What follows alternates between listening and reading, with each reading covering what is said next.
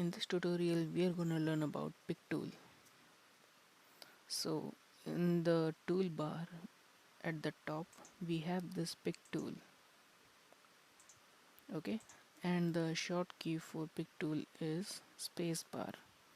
Let's say I'm on this pick tool and I designed this square. Now I want to go back to this pick tool, so without clicking on it I just hit the spacebar from my keyboard. It will directly lead me to the pick tool. Okay, with this pick tool you can resize the object like this. You can rotate the object by double clicking on it. You can skew the object.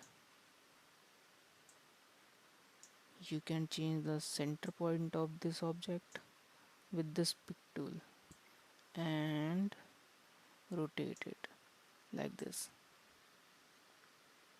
Okay, and one more thing, you can also move this object like this in the canvas or outside the canvas. Okay, you can change the color from this color panel, whatever color you want you can pick from here. Just resize it.